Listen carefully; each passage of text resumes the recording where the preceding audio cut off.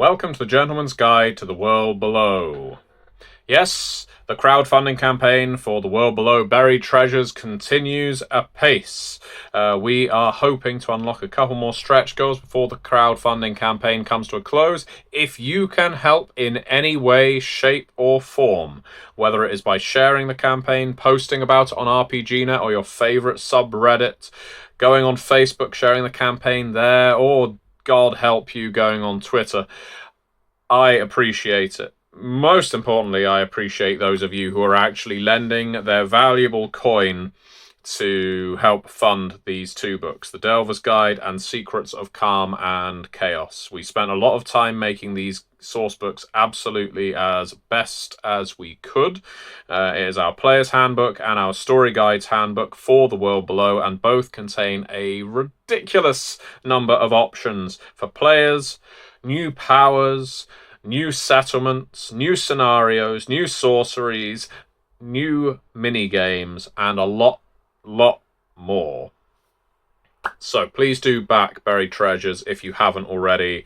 I will, of course, hasten to add, The World Below is the only RPG that I get royalties from on the sales, so any purchase you make, tiny amount goes in my pocket, and I need it.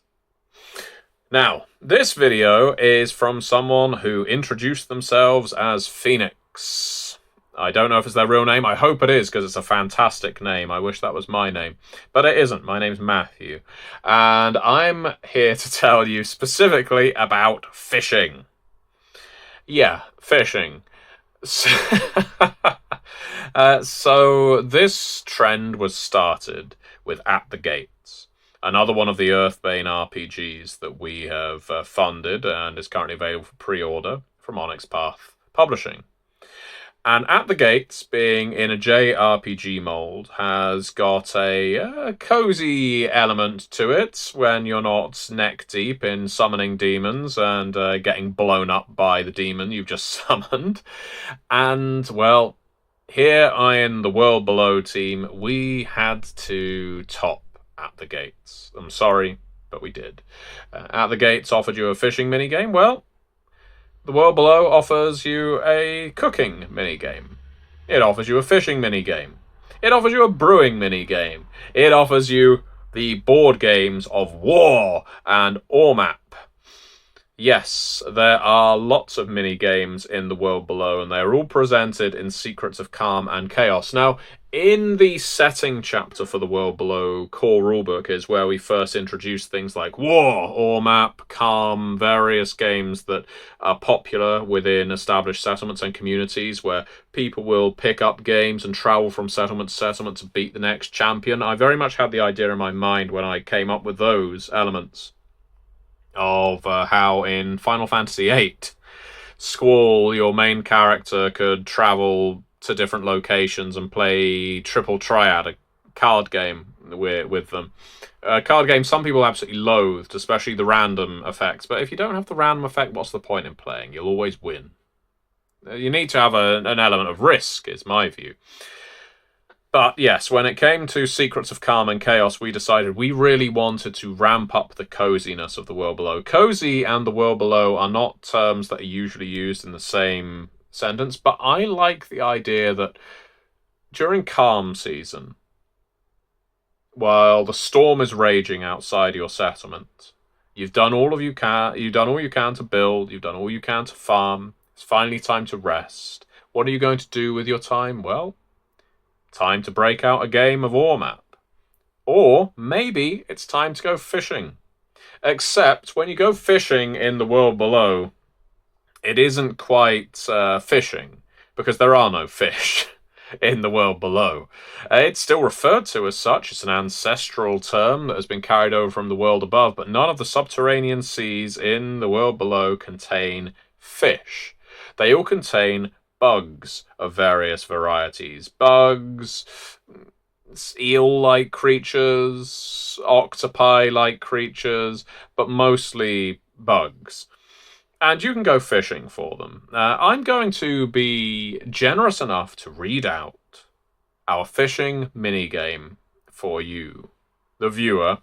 And maybe, if you haven't already picked up Secrets of Calm and Chaos, or The Delver's Guide, or Back Buried Treasures, this will convince you to do so. What a fine way to spend some time in the world below. Fishing! There's nothing more peaceful than being out on the water. Nothing around you but its still, dark surface. Nothing to trouble you but your own thoughts and the abyssal monstrosities that might at any moment come snapping at your bait. There's no fish either, but delvers still call the pastime fishing as a mark of respect for the long-ago creatures of the depths. If you just want to gather something for supper, you can just roll survival plus composure and have each hit catch enough food for one person. Or you can use the fresh catch peril, or fresh caught peril, table to see what you roll up. So let's see what we pull up. We're going to roll our d10s and see what we find. Let's have a look. I think I'm going to go fishing 3 times. I catch with my first one some trash. That wasn't good. Junk somebody threw away or drowned wearing. Not nutritious or valuable. Well, that's one load of bait torn off my hook. I've got enough for 2 more fishing expeditions. That's more trash. I found trash twice. So you can see that this is not pre-recorded, or pre-planned, I should say. It is clearly pre-recorded. This isn't live. I now have a boatload of trash 2 times. Maybe I'll be able to sell that trash at market. Who knows? But likelihood not. In fact, you know what? I'm going to make room in my boat. I'm tossing the trash back. Oh, damn, I might catch it again now. Well, it's too late now. All right, let's see whether I can get something different this time. Okay, I found something different. Mamamorni. Mamamorni. This creature is worshipped by a nearby settlement. It's edible, but will help you if anybody finds out you ate it. So, that is the conclusion of our fishing trip. We have found a Mamamorni, which we are dragging back to shore, but not to the settlement where it is worshipped. We'll hack it into pieces, hopefully small enough that it won't be identifiable. Maybe we'll be able to sell it, perhaps we'll be able to cook it. There are a variety of options, things you can fish for in Secrets of Calm and Chaos. Lots and lots of choices, and we've got loads of things for cooking and brewing as well, and other crazes that sometimes sweep through the world below. It provides a more whimsical element to the setting, which I think is necessary because endless bleakness can be, well, bleak to the player as well as the characters. I would really encourage that you pick up Secrets of Calm and Chaos, that you back us on Buried Treasures, and see what you might catch when you go fishing. Hopefully less trash than I did. Remember, if you pick up a physical copy of the books, you can just get in touch with me via MatthewDawkins.com, like Phoenix did, and request a video.